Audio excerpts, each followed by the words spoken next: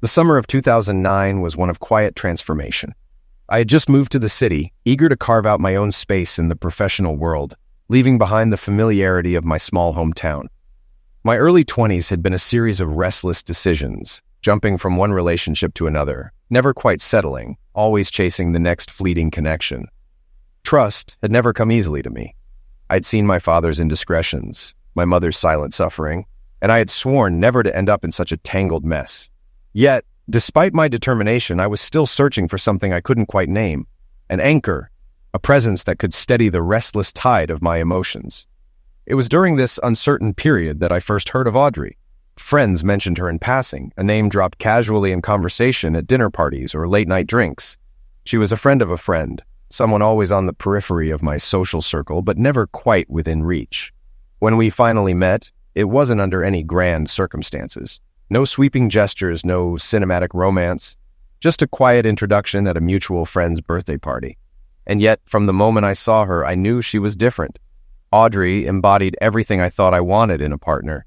She carried herself with effortless grace, standing nearly 5'11", her slim figure accentuated by soft waves of brown blonde hair.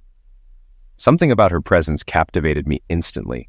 I had always been drawn to taller, slender women, and she seemed like the perfect match. Delicate proportions, a trim waist, narrow hips, and a strikingly well-shaped backside that left a lasting impression.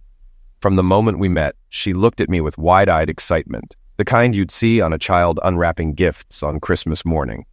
At 6'2", with a swimmer's build, I knew I had caught her attention just as much as she had captured mine.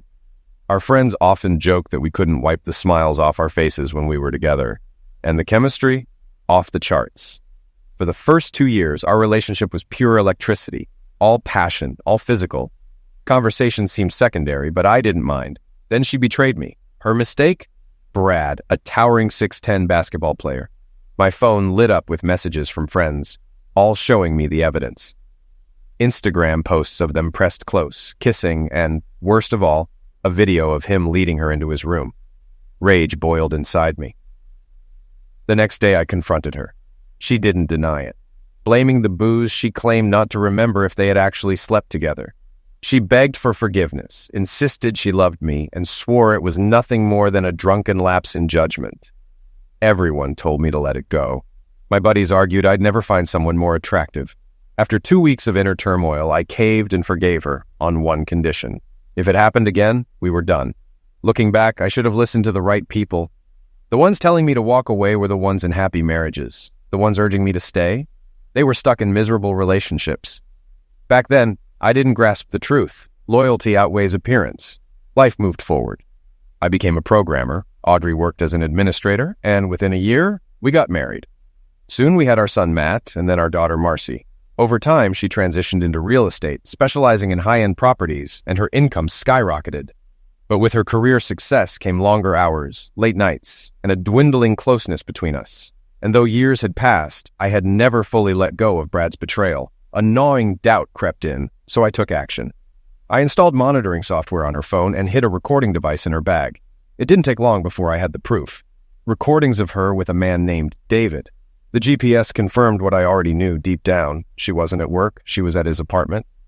Devastated, I clung to denial, convincing myself that maybe it wasn't as bad as it seemed. They didn't exchange romantic words, so maybe, just maybe, there was hope. That night I went all out, cooked her favorite meal, dressed the kids up nicely, and showered her with affection. She seemed receptive. I told her we needed more family time, and she agreed. For the first time in a while, I felt optimistic. I started sending her pictures of the kids throughout the day, messaging "I love you" every time I saw her texting David. I was overjoyed when, one Wednesday, she canceled plans with him. That Friday, we had a perfect evening. Dinner, dancing, reconnecting like we used to. The next day, we took the kids to a water park. For the first time in months, I thought we were rebuilding. Then, Wednesday morning shattered that illusion. I saw her message to David. "Can't wait to see you. I've missed you." That was it. My last ounce of hope vanished. She had already checked out, emotionally, if not physically. David wasn't a stranger. I had seen him before, a forgettable guy from her office. But now, I knew exactly who he was and what he had taken from me. I refused to act on impulse. Instead, I plotted my exit carefully. I wasn't just going to walk away. I was going to expose her for who she really was. I'd fight for custody, make sure everyone saw the truth, and ensure that when I left, it was permanent. A week later, Marcy had a school concert. I adjusted the calendar reminder on Audrey's phone, pushing it to the wrong day. When the concert started, I checked her location. Sure enough, she was with David. I muted her phone remotely and sent a casual text. "Where are you?" Near the end of the performance, she called, her voice frantic. "Did Marcy play yet?" "Where are you?" I asked coolly. She avoided answering. "Just tell me, has she played?" "You missed it," I lied. "We'll see you at home." On the drive back, Marcy was upset. I reassured her with a simple, "Sometimes grown-ups get busy with work." She nodded, but I could see the sadness in both kids' eyes. When Audrey finally got home, she went out of her way to make it up to Marcy, but the damage was done. Our daughter's disappointment was evident. Later that night, as Audrey tucked her in, Marcy whispered, "You can't miss the next one, Mommy." I watched, wondering, was she actually feeling guilt, or just afraid of being caught? Not long after, I found out she and David often met at a quiet restaurant known for its Scotch eggs. That gave me an idea. One evening, I casually mentioned the place to my father-in-law, who hadn't been there in years. I suggested we go, and he was eager to try it. I made a reservation for Wednesday. That night, I picked up my in-laws, taking a scenic route to delay our arrival. When we finally walked in, I spotted them immediately. Audrey and David seated in the back, completely oblivious. Raising my voice just enough, I asked, "Booth or table?" Audrey's head snapped up as if she'd been struck by lightning. David shrank into his seat the moment he saw us. Audrey scrambled for composure, forcing a smile. "Mom, Dad, what a surprise! What brings you here?" Her father smiled stiffly. "Heard they have great Scotch eggs. Thought we'd give it a try." "They're amazing," Audrey responded a little too brightly. "Why don't you join us?" My colleague and I were just having a quick bite before a showing. She gestured to David, who gave an awkward wave, his face flushed. The shift in the atmosphere was immediate. My in-law's polite expressions hardened, my mother-in-law's tone turned cold. "We wouldn't want to interrupt your business meeting." Audrey pressed on. "It's no trouble. We were just finishing up." The tension at the table was suffocating. Her father stared daggers at David while I played along, acting like I didn't have a care in the world. "So, how long have you two been working together? You're single, right, David? Audrey's sister is too. You should meet her. Who knows? Maybe we'll be family someday." Audrey's forced smile barely held. David muttered, "No thanks, I have a girlfriend." "Oh yeah, someone we know?" I asked. "She's in a tough relationship," he smirked, glancing at me. "Trying to get out of it." Arrogant fool. His smirk faded as everyone at the table silently stared him down. My father-in-law barely touched his meal. My mother-in-law, stone-faced, paid for the entire table in a move that felt less like generosity and more like a power play. I pushed my plate away. Audrey noticed. "Not hungry?" "I lost my appetite," I said, locking eyes with her. She barely had time to react before I stood up. "Sorry for interrupting your business lunch. I'm sure you both have people to fool. I mean, houses to sell." With that, I walked out. Audrey chased after me. I turned to her, voice icy. "Nice seeing you at lunch. We'll talk at home. Your parents will be out in a second." Audrey's parents hurried out of the restaurant, not sparing David a single glance. She saw me watching and quickly looked away. "This is probably for the best," she muttered. They gave her a quick, emotionless hug before getting into the car. I walked away without a word. The ride home was silent. When I dropped them off, her mother hugged me tightly, whispering, "You've always been like the son I never had." Her father, usually reserved, gave me a rare side hug. "Bring the kids. I miss them." As they walked up the steps, they seemed older, more worn. Audrey had lied straight to the people who truly loved her. This wasn't new for them. They had already cut off her sister, Karen, after 2 failed marriages caused by cheating. She had lied about both divorces, blaming her second husband, an honest man, until their parents saw footage of her kissing a married man in a restaurant, eerily like Audrey's scene with David. The fallout ruined lifelong friendships, and her parents never spoke to Karen again. Karen once tried showing up at their church, only for her father to interrupt the sermon, publicly apologize for her presence, and walk out without acknowledging her. The congregation's stares did the rest. That night, Audrey came home beaming, bragging about closing a deal over dinner with her colleague. "It's inappropriate for a married woman to have one-on-one dinners with another man," I said. "Stay away from him. No more lunches, No more meetings outside work. She flashed a reassuring smile. If it bothers you, I won't have lunch with him anymore. But don't worry. We sealed a great deal. I wasn't fooled. I'll be sleeping in the guest room until you apologize. To me and your parents. She paled at that, but dismissed it. I, however, finally had an excuse to keep my distance. Later, I took action. I installed hidden kill switches in both Audrey's and David's cars and tampered with his transmission sensor. He was too busy sleeping with my wife to notice. A few days later, we divided our parenting duties. Matt had a football game, Marcy had a band competition. Audrey planned to spend the afternoon with David, so from the bleachers at Matt's game, I remotely disabled her car. Minutes later, there was a knock at David's door. Knock, knock. David opened it to find Audrey standing there. What happened? You're back already? He asked. My car won't start, she said, frustrated. Let's wait. It's not the battery. Want to ride home? Audrey shot him a sharp look. No, idiot. After the restaurant disaster, I can't have my husband see you dropping me off. Call a tow truck. I need to pick up Marcy. Let her husband do it. He's at Matt's game. Just then, Audrey's phone rang. She quickly answered, her tone shifting. Hey, sweetheart, she said. Are you on your way to get Marcy? Her husband asked. My car's acting up. I think it's the battery. Want me to come help? No, she said a little too quickly. I called a tow truck and I'm getting a rental. All right. Let me know if you need anything. Once the call ended, Audrey turned to David. Take me to Avis. Budget's closer, he pointed out. I can't rent from a place near your apartment, she said, exasperated. Justice. Even with her scrambling, she was late. Thankfully, Marcy called me, panicked. I made arrangements for Matt and rushed to get her to her competition just in time. Back home, Audrey was waiting, freshly showered. Marcy, I'm so sorry. My car broke down and by the time I got a rental, Daddy had already picked you up. It's okay, Mom, but you've missed 2 performances. Hope work's worth it. Audrey turned to me. It's not my fault my car broke down. I raised a brow. I called your office. You left hours ago. What happened? She hesitated, then took a breath. I had things to do. I stared her down. What things? Just work. Well, I hope that was more important than your daughter. I left for the guest room. It was obvious. Audrey didn't care about missing her kids' milestones. She only cared about not getting caught. The mechanic found nothing wrong with her car, which made it funnier when Marcy threw a jab. Mom, you said you'd take us to the mall Saturday. Let us know if your car's going to break down again. From the other room, Matt laughed. The kids were starting to see the truth. Audrey confronted me. Can you talk to them? They're being disrespectful.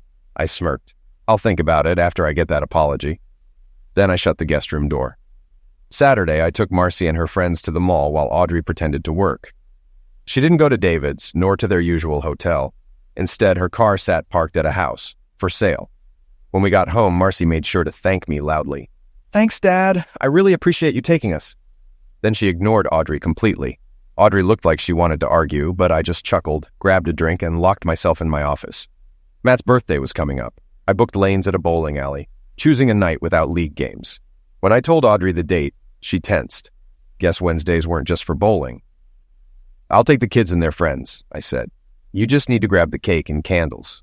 The week leading up to Matt's birthday, I had to sabotage David's car 3 times to stop him and Audrey from meeting. When they rescheduled for a Tuesday lunch, I made sure his car was out of commission for good. He took it to a shop, but the mechanics found nothing wrong, and by evening, it was back in working order. That just made them more determined to meet on Wednesday. Sure enough, that morning, Audrey texted him. Can't wait to see you later. Her GPS confirmed she was headed to his apartment. Plenty of time for their little rendezvous before picking up Matt's birthday cake.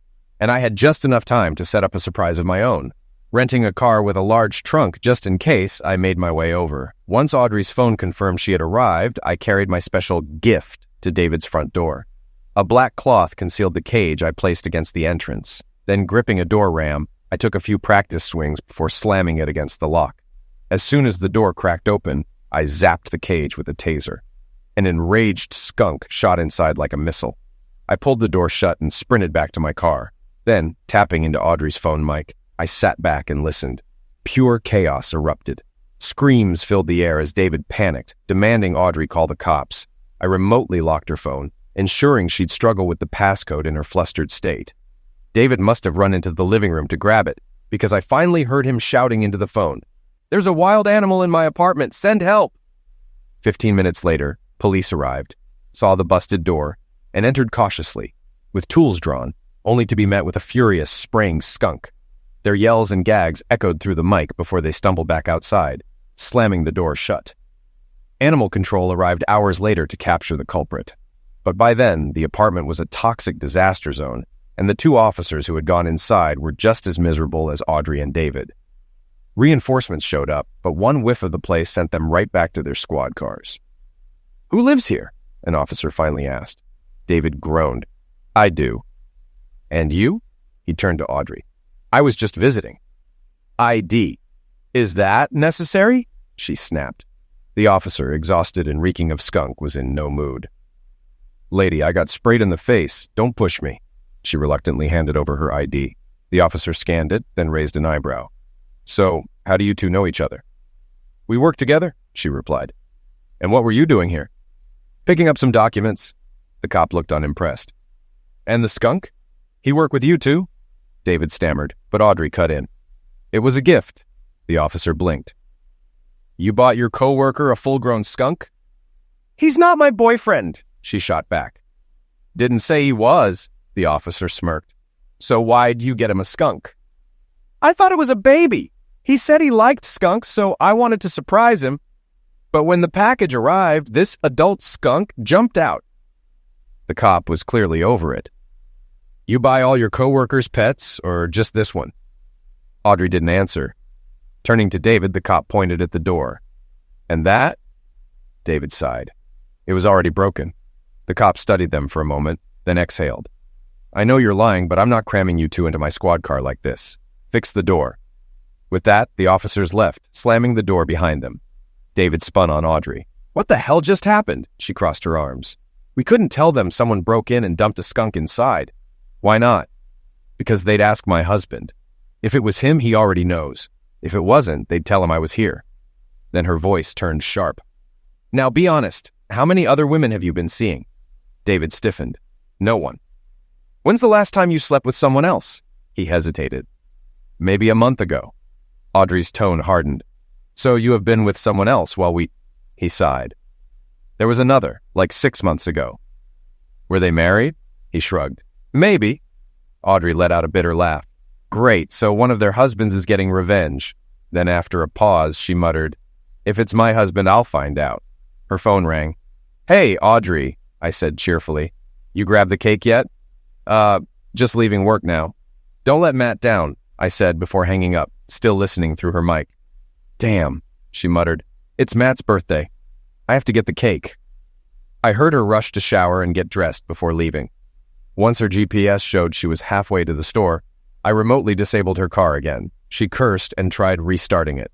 After the 4th attempt, I let it turn back on. It stalled 3 more times before she finally made it. Audrey arrived late to the party, carrying the cake, but the smell hit like a bomb. Guests coughed and gagged, covering their noses. After some awkward conversation, Matt finally looked at her and sighed. "Mom, can you just go home after the party?" On the drive back, Matt turned to me. "Dad, why does Mom always miss our stuff?" I exhaled. "She thinks she's doing what's best for the family. Sometimes it's hard to be everywhere." "But you're always there," he said. "And you make more money." I chuckled. "I've got a flexible schedule. Makes it easier to be with my 2 favorite skunks." "Dad!" Marcy groaned, but they both burst out laughing. Even the cake smelled so bad we had to throw it away. A few days later, I caught Audrey sniffing around my car and shoes like a detective. She crouched low, inspecting every inch. I quietly recorded her crawling around, looking ridiculous. She never did figure out why her car reeked, but mine didn't. 2 Saturdays later, I told the family I was heading to the hardware store. Instead, I drove straight to David's apartment. His car was outside. Perfect. When David opened the door, his expression shifted from confusion to panic. "I'm Audrey's husband," I said, stepping inside before he could react. His face went pale as I pulled out a chair and sat at his kitchen table. "I know you've been sleeping with my wife for over 6 months," I continued. David swallowed hard. "Man, it's not like that. We're just friends." I rolled my eyes. "Drop the act. I have photos, videos, the works, but instead of hiring a PI, I'm willing to pay you for more evidence." His brow furrowed. "You want me to film myself with your wife?" "Exactly. $2,000, I said flatly. "I need her face in the frame. Full consent, no doubt about it." David hesitated, clearly running calculations in his head. probably remembering how much money he had spent replacing furniture after the skunk fiasco. $2,000, he repeated slowly. And a signed release. He narrowed his eyes. Why? You already have proof. I need leverage for the divorce. David let out a long breath, drumming his fingers on the table. Make it 3, and I'll do it. I smirked. Deal. I'll book a spa day for you two in another city next Saturday. I'll collect the footage Monday. He sighed, resigned. Fine, but don't tell Audrey. I stood up, already heading for the door. Wouldn't dream of it. That Saturday morning, I kissed Audrey goodbye and told her I had an out-of-town conference. She smiled, completely oblivious. By Monday night, the deal was done. I called David. I'll pick you up, I said. There was a pause. Why? He asked. I smirked. I don't want to end up in the background of any videos. That shut him up. I drove him to an empty rest stop, checked him for recording devices, then took the flash drive. I skimmed through the footage. It was exactly what I needed. After verifying the consent form, I handed him a cash-stuffed envelope. David grinned. If you ever need another, let me know. Easiest money I've ever made. The next morning, I met with my brother, his wife, and later our parents. I laid everything out, pictures, videos, a timeline of every family event Audrey had skipped for David. I softened the evidence for her parents, enough to remove any room for excuses, but not enough to break them completely. I told them not to reach out to her until I said otherwise. By Wednesday, while Audrey was with David, I sat the kids down. Mom has been seeing another man, I told them gently. I don't know if she still loves me. Their faces went blank. Are you getting divorced? Marcy whispered. We'll talk with her when she gets home. Where is she now? Matt asked. I showed them her GPS, David's apartment. Marcy's face crumpled. Is that why she keeps missing our stuff? I pulled up her schedule, showing every time she had chosen David over family. When they saw she had left his place just in time to grab Matt's birthday cake, they both started crying. I pulled them close. I love you both. No matter what happens, we'll always be a family. After 30 minutes of sobs, Audrey walked in, frowning at their tear-streaked faces. What's wrong? Kids, go to your rooms while I talk to Mom. They hugged me, glared at her, and left. Audrey turned to me, her voice shaky. What's going on? Sit, I said. She hesitated. Why? I stared at her. I know about the affair. Tears welled in her eyes. No, I would never. If you won't be honest, we're done. Think about what you're doing to this family. We'll talk tomorrow. I walked away to the guest room. She followed, begging me to listen. I shut the door in her face. Moments later, I heard her whispering at Marcy's door. Sweetie, Daddy misunderstood. It's not true. Marcy texted me. Can you make her stop? I'll try, I replied. But she's lying to me too.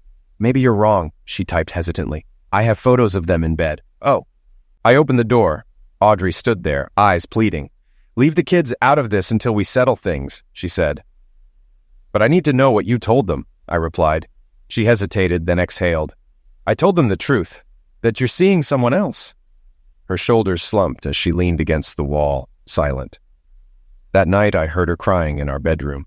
The next evening, I waited in the kitchen when she got home. The kids were at their friends' houses. Sit, I said. She sank into a chair, looking exhausted. Had time to think? She gave a small nod. Ready to be honest? Another nod. I leaned forward. So, what's your version now? Audrey hesitated. We got close. We had lunch a few times. But it was just emotional. I never stopped loving you. I leaned back. If you think lying will fix this, we're done. We'll talk Saturday. The kids are staying with my parents. I left. This time she didn't follow. Saturday morning, after dropping the kids off, I returned home. Audrey was at the kitchen table, waiting. Did you tell our families? She asked. Yes. She flinched. How could you do that? I folded my arms. Because you lied. To me, the kids, and our parents. I just made sure they knew the truth. That's not fair. I only kissed him. Now you've turned everyone against me. I scoffed. You still won't admit it. I exhaled. The kids are staying with their grandparents. We'll talk Tuesday. I walked out. That night, after dinner with my parents and the kids, I returned home to find Audrey sulking in the living room. We'll talk Tuesday, I said, heading to bed. Over the next few days, her friends bombarded me with messages begging me to forgive her. It was just a mistake, they pleaded. I called them on FaceTime. Let me show you how innocent she is. Then I played the video. They turned pale, stammered apologies, and hung up. Never heard from them again. Tuesday night, Audrey came home looking exhausted. She set a bag of takeout from our favorite pasta place on the table. I joined her, watching as she picked at her food. "Trying to hide from friends and family wears you down," she said. "Nobody talks to me. They think I'm a monster." I met her gaze. "No," I said quietly. "You showed them the monster inside you." Her shoulders slumped.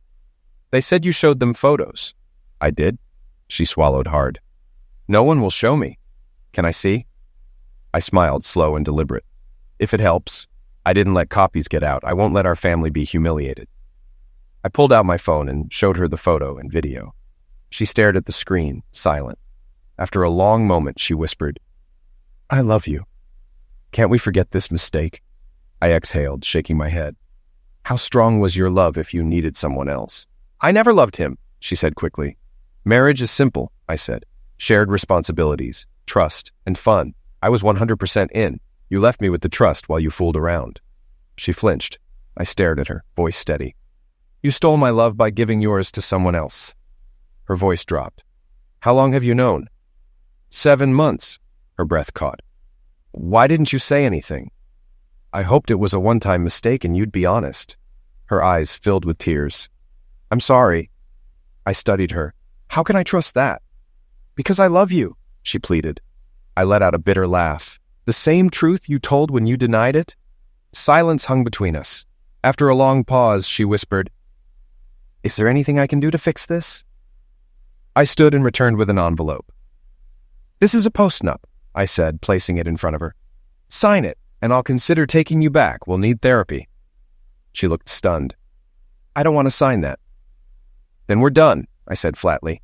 "You just want back in for financial reasons." Her lips parted, but no words came. Finally, she asked, "What if I sign?" "If we divorce, I get 70% of everything. If I cheat, it's 50/50ths. If you cheat again, I get 85%. I get full custody in all cases." I met her eyes. "You've got until Saturday." As I stood, she called after me, "Aren't you going to eat? I ordered your favorite." I stared. "After all this, should I expect the arsenic sauce to be fresh?" She broke down in tears. After sobbing for a while, she signed the postnup, maybe hoping to regain a shred of my trust. The next day, I went to Audrey's office while she was out and arranged a meeting with the office manager, an older woman whose husband owned the company. The glares from the staff made it clear Audrey had been spreading lies about me. "How can I help you?" the manager asked, eyeing me suspiciously. "I think there's a misunderstanding," I said. "I'm not the villain in this story, but this is personal and tied to someone here." She crossed her arms. "If that's all, I'll have to ask you to leave. Otherwise, I'll call the police." "It is about this office," I replied calmly. "My wife has been sleeping with one of her co-workers." Her expression hardened. "Do you have proof?" I pulled out a photo of Audrey with David and placed it on the desk. "I also have recordings," I said, "of them skipping work to hook up instead of showing properties." Her expression hardened. "That's a serious accusation." I took out my phone and played 2 incriminating clips. Her skepticism dissolved, replaced by fury. "So?" I asked, watching her reaction. "I assume my wife's fired?" "Yes," she snapped, "along with her lover." Then after a pause, she added, "But you can't fire him." I frowned. "Why not?" "You had permission to record your wife, not him. I won't risk a lawsuit over this." I studied her, noting the slight relief in her voice. "Thanks for the info." As I turned to leave, I held up the photo. "Can I leave this?" "No," she said firmly. "I won't let it circulate and affect my family." That evening, Audrey came home in tears, jobless and without a reference. She opened her mouth to speak, but I cut her off. "Saturday," I said coldly, then locked myself in the guest room. When I came downstairs, Audrey was already waiting at the kitchen table, her hands clasped in front of her. Her voice was steady, but her eyes burned with defiance. "Shouldn't you have fired me the moment you knew about the affair?" I met her gaze. "You should have quit to avoid your lover," I said. "Since you didn't, I made the call for you." "Right," she sneered, "because we don't discuss decisions anymore, especially ones that affect our marriage and kids." Ignoring her tone, I asked, "Did you sign the postnup?" She slid the envelope over. I checked, scanned it to my lawyer, and locked the original in the safe. "Here's the plan," I said. "If you behave, we'll try counseling. And I'll let the family know we're working on things." But deep down, I knew it wouldn't last. I didn't even bother booking therapy. For a while, Audrey played the perfect wife, but soon her true colors showed. I caught her installing a hidden camera in my office to spy on me. I pretended not to notice and started working from my car. I walked into the kitchen to find Audrey sitting at the table, a smug expression on her face. "Morning," she greeted, her tone light. I ignored it. "Where are the kids?"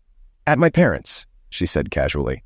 Then leaning back, she added, "We haven't had sex in a month. I thought I'd change your mind." I scoffed.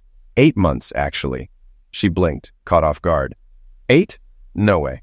"Hard to keep track when you've cheated so much," I said. "But I know exactly how long it's been." A slow, knowing smile spread across her face. "Well," she murmured, leaning forward, "we could fix that." I waved her off. "I haven't forgotten what you did. It's not happening." Her expression darkened. "Fine," she snapped. "I did everything you asked, but you and the kids still treat me like garbage. That ends now." I studied her. "Is that how you want to handle this?" "Yes," she said, her voice sharp with finality. "I'm done being blackmailed with your little videos. I deleted all your copies, cloud storage, flash drives, everything." I felt my stomach tighten. "You've been spying on me?" She smirked. "You're predictable." I clenched my jaw. "And what exactly do you think happens now?" "I start living my life again," she said, her tone defiant.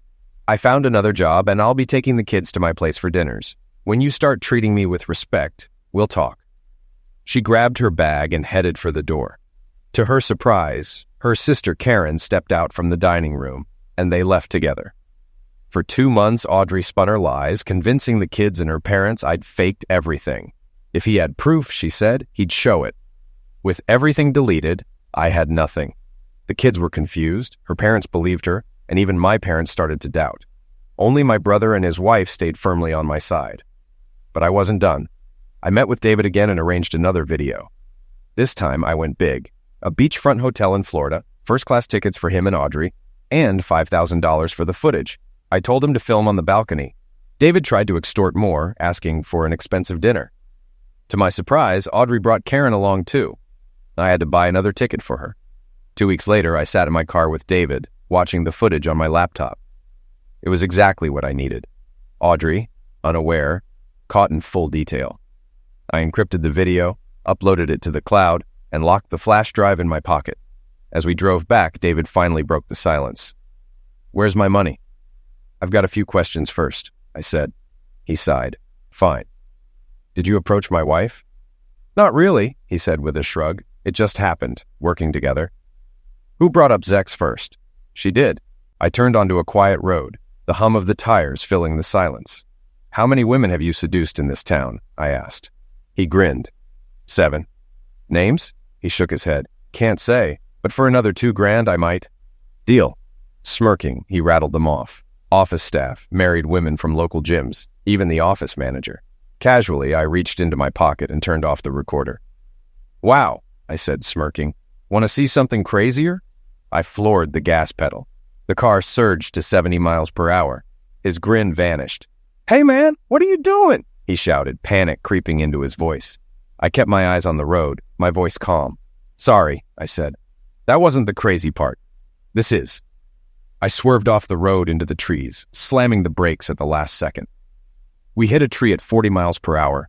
The airbags deployed. I woke up first. David wasn't moving.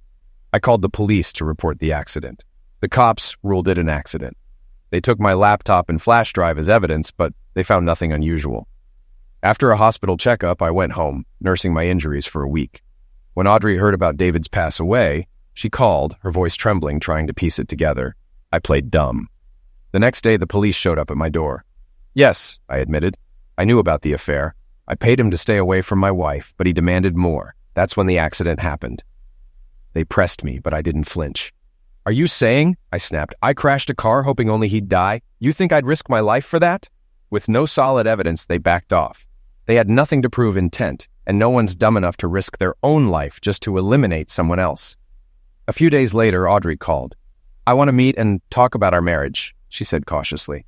"But after his pass away, I need neutral ground. Karen will come too. I don't feel safe alone with you." I raised an eyebrow, though she couldn't see it. "What do you mean?" "I won't meet at the house," she insisted. "And I don't want this recorded." I chuckled internally. So that's the game? We'll meet at a hotel, she continued, but I'll choose the place.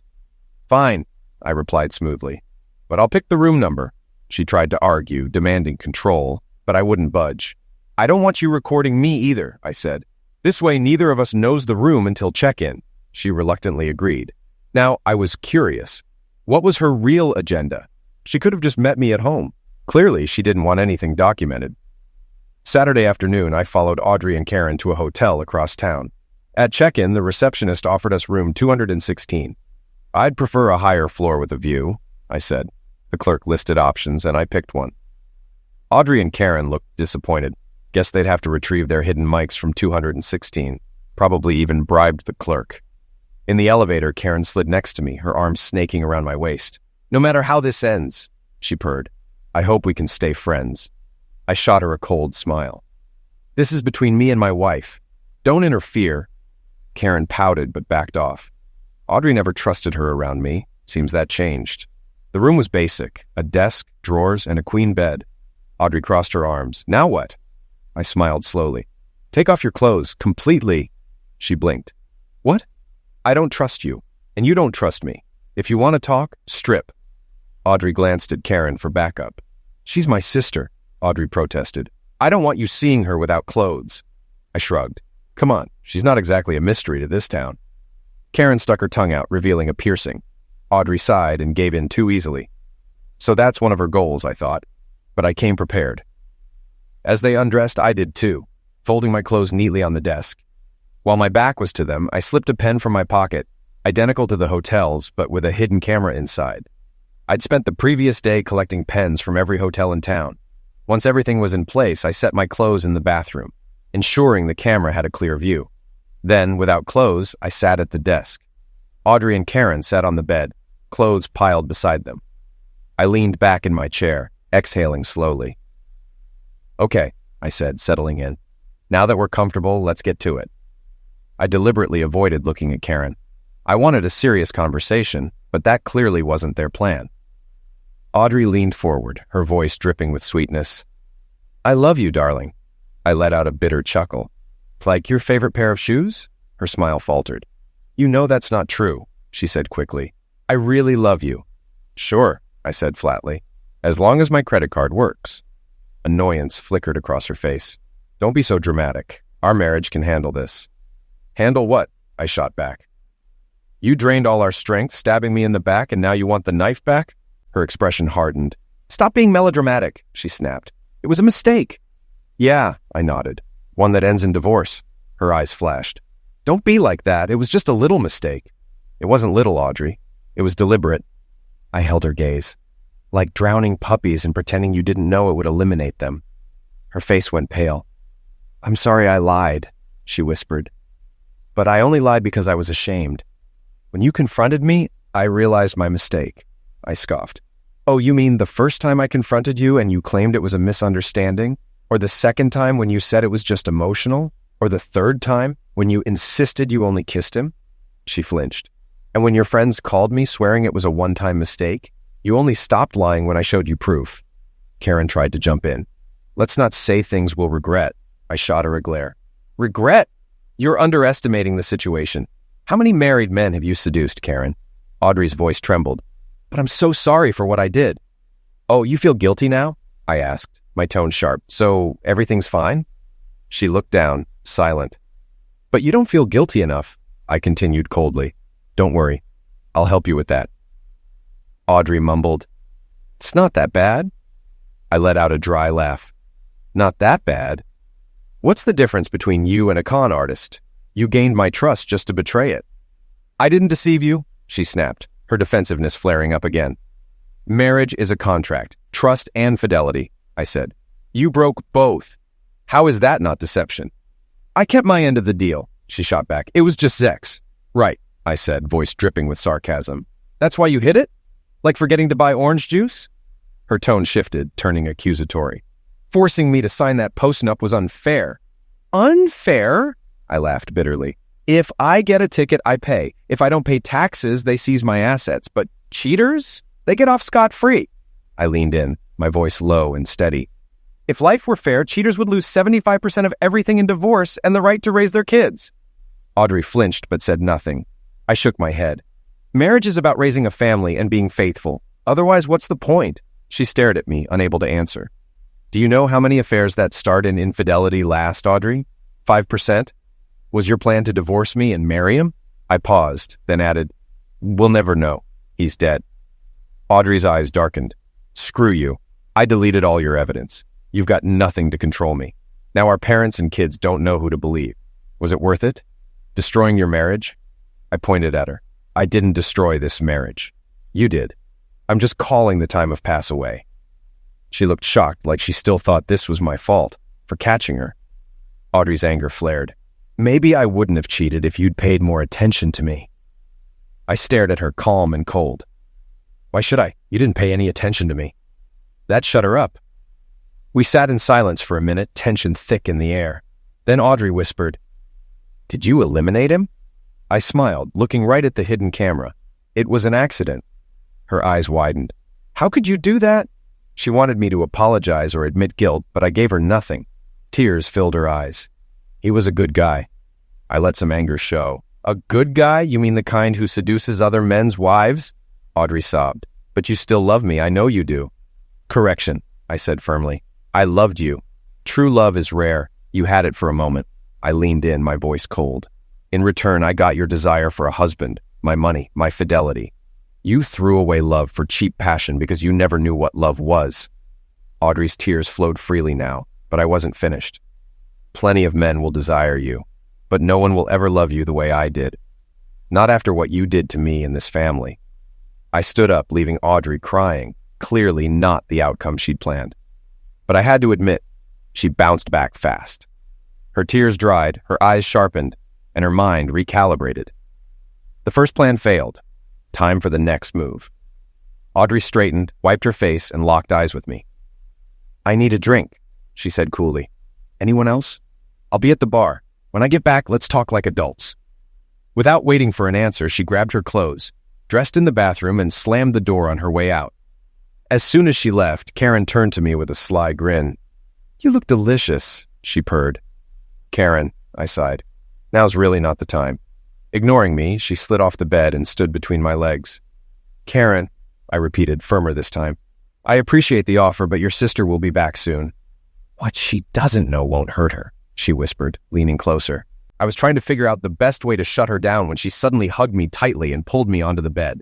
Before I could react, she screamed, Please stop! The door burst open. Audrey rushed in, phone out, recording. What are you doing to my sister? She screamed. He attacked me, Karen sobbed. Make him stop! Audrey shoved me, a victorious grin spreading across her face. She quickly stopped the recording, tapped a few times, and I assumed she uploaded it to the cloud.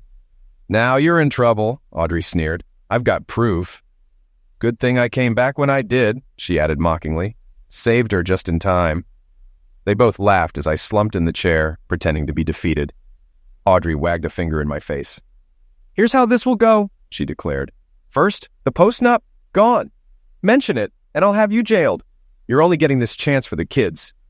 She leaned closer, her voice dripping with venom. Second, I want 90% of everything. You'll cover legal fees, I'll have full custody, 50% child support, and 20% of your income for life. Her eyes sparkled with malice. Me, Karen, and this video will see you in court. You'll go to jail for attack, got it? I'd underestimated her. This was her endgame, and she played it well. Karen dressed quickly. Let's go, she chirped, triumphant. Minutes ago, Audrey was weeping over lost love. Now, they left the room laughing, thinking they'd won. I watched them from the window until they drove off. Then I dressed, grabbed my pen, the one with the hidden camera, and left the hotel. The meeting had gone better than I'd hoped. The next day, Audrey was served divorce papers. The post-nup would be fully enforced. When she called, her voice was full of venom. She threatened me with her recording. I cut her off. You didn't delete everything, Audrey, and I didn't show you everything. You use that video and I'll walk free. But you? You'll be in jail. Audrey was smart. She knew there were too many unknowns to risk using her recording as leverage. She'd wait, watching for her moment. We both hired lawyers. I stood firm. Everything in the post-nup would be enforced. I provided my attorney with transcripts of all my recordings prior to the agreement. My lawyer informed Audrey's that we were restoring the files she'd deleted. For now, we had transcripts, but more would come. Weeks passed in legal back and forth. I didn't care. I was ready. Audrey, assuming I'd cave, had hired an expensive lawyer, expecting me to foot the bill. When negotiations stalled, a court date was set. A few days before the trial, I sent registered letters to Audrey and Karen at Karen's place. They were convincing forgeries from the CDC, warning that David had contracted AIDS shortly before his pass away. The letter urged them to get tested and stated that a CDC representative would soon contact them for a list of their recent sexual partners. It also advised them to abstain from sex for 12 months until cleared. On trial day, the judge didn't look pleased with either of us. Audrey claimed the postnup was signed under duress. She insisted she hadn't committed infidelity and signed it out of fear of losing her family. She suggested the transcripts were misleading or taken out of context. She cried convincingly while her lawyer spoke. I kept it simple. The postnup existed because of her infidelity. She signed it due to her own actions, not coercion. I argued she was an unfit mother, and the agreement was fair. The judge asked, "What evidence do you have of infidelity?" My lawyer calmly presented the video and voice recordings supporting the transcripts. The judge frowned.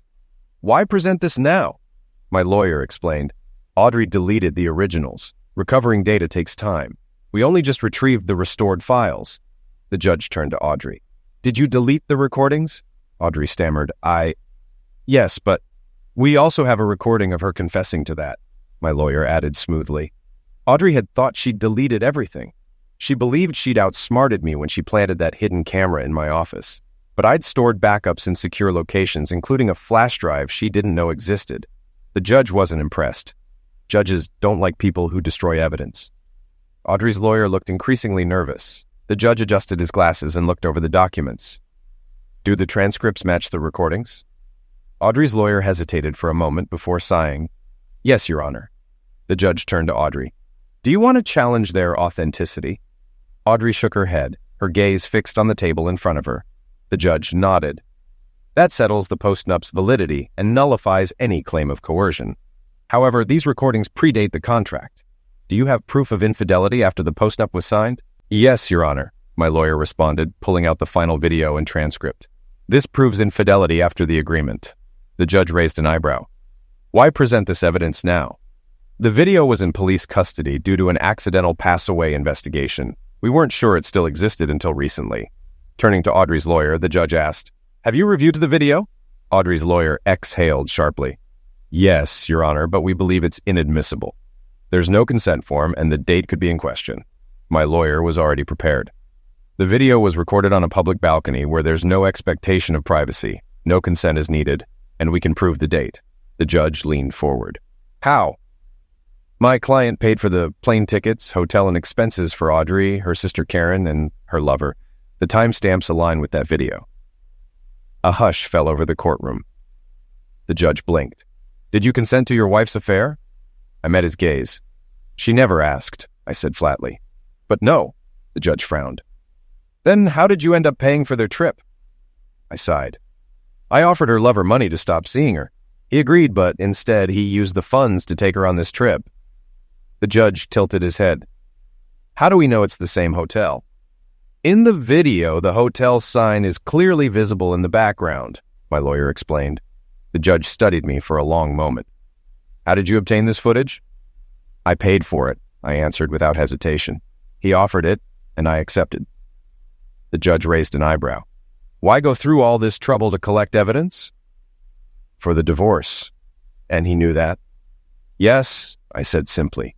"It was easier and cheaper than hiring a private investigator."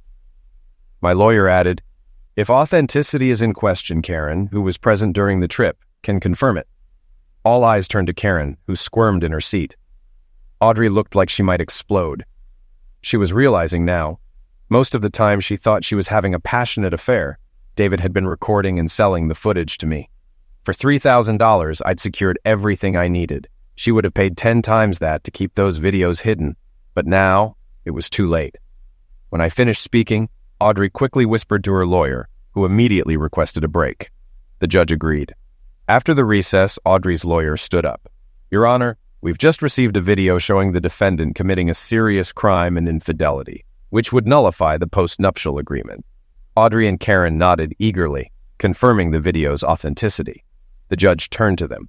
"Do you both confirm this video is real?" Audrey nodded solemnly. "Yes, Your Honor. I didn't want to put the father of my children in jail, but seeing his manipulation, I have to do the right thing." The video played. It showed Karen screaming, "Please stop!" Audrey burst in, filming me supposedly attacking her sister. Karen shrieked, "He attacked me!" before Audrey's phone hit the floor, ending the clip. The judge looked at Audrey. "What happened after this?" Audrey, feigning distress, replied, "I locked myself in the bathroom and told him if he didn't leave in 2 minutes, I'd call the police. I also told him I'd uploaded the video to the cloud. Then he left." The courtroom grew tense. Audrey's parents stared at me with suspicion. I felt bad for them. They were caught in the middle, but I wasn't worried. The judge turned to me. "Your response?" My lawyer stood calmly. "Your Honor, we have a video that refutes this claim." The judge raised an eyebrow. "Let's see it." Audrey's lawyer jumped up. "Objection! This is a surprise piece of evidence." The judge cut him off. "Let me get this straight. You can present a surprise video, but they can't rebut it with one from the same event?" The courtroom chuckled. Audrey's lawyer sat down, defeated. Audrey turned pale. She probably realized the video was from the bathroom, and her makeshift attempts to block sound hadn't worked. The video played. It showed us stripping to ensure no hidden devices, followed by Karen staging the fake attack. The key part? Audrey and Karen laughing afterward, plotting their next move. When it ended, the judge glanced at me, his expression softening. Maybe he'd been through something similar, or maybe he was just frustrated with how the system failed to protect honest spouses. Audrey whispered furiously to her lawyer, but he shook his head. There was nothing they could do. Before presenting the video, my lawyer ensured nothing in the recordings could be twisted as an admission of guilt. Audrey's lawyer even advised her in one of the recordings that my statements weren't incriminating. That must have been eating her alive. Audrey's first plan was to sweet-talk me into forgiveness. When that failed, she tried to trick me into admitting something about David's pass away. Her last-ditch effort was the fake attack with Karen. But now, everything had backfired. Karen tried to slip out as the video showed her pulling me onto the bed, but the bailiff grabbed her and forced her back into her seat. For a moment, I saw genuine shame on Audrey's face. She heard her parents sigh deeply behind her before they left the courtroom, unable to watch any longer. Audrey knew she'd lost them forever. The judge ruled immediately. The post-nuptial agreement would be enforced as written. But my lawyer wasn't finished. He stood and addressed the court. "Your Honor, we've discovered that Mrs., Audrey's last name, has a hidden bank account containing more money than all disclosed assets combined." The courtroom buzzed. Audrey's face drained of color.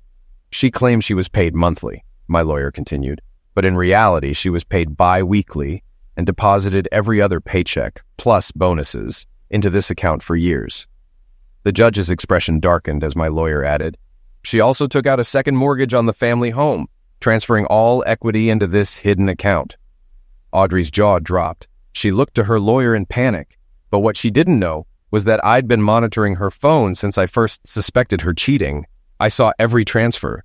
My lawyer handed over bank statements showing the last transfer, the mortgage funds, looked like Audrey was preparing to flee. But that transfer? I made it using her login. The law is clear on hidden assets during divorce. The judge awarded me 100% of the hidden funds and ordered Audrey to cover all legal and court fees. Because she drained the home's equity into that account, I owed her nothing from the property, but it didn't end there. The judge turned to Audrey and Karen. "For perjury," he said sternly, "I sentence you both to 90 days in jail." Audrey burst into tears, but the judge remained unmoved. As a result, I received 95% of our marital property, full custody of the kids, the house, and 2 of our 3 cars. Audrey had to pay alimony for several years. The 5% she got didn't even cover half her legal fees. What Audrey didn't know? I'd sold most of her expensive jewelry right after discovering her affair. Since we weren't going anywhere fancy, she hadn't noticed. When she accused me in court, I claimed she must have sold them herself. With the jewelry money and my accident settlement, I bought my dream car. That settlement was my backup. If I hadn't gotten it, it would have covered funeral expenses instead. After everything, Audrey tried staying close to the kids, but her reputation made finding good jobs impossible. She commuted an hour each way to work as a bar waitress. The kids never forgave her, ashamed to be seen with her. Karen ended up doing the same. As for the other women David seduced, I sent his last words to 6 of their husbands. The fallout? Let's just say I wasn't the only one dealing with a broken marriage. Every now and then, Audrey leaves drunken voicemails, sometimes raging, wishing I were dead, blaming me for her ruined life or promising revenge. More often, she sobs, calling me the love of her life, begging for forgiveness. I save every message and video. If she ever tries to worm her way back into our kids' lives, I'll be ready. Audrey never really loved me. Not like I loved her. She never knew what love was. For her, life was about how much she could take, never about what she could give. You didn't think this would end with Audrey quietly accepting her fate, did you? I've got restraining orders against her and Karen, but if they try anything again, I'll be ready.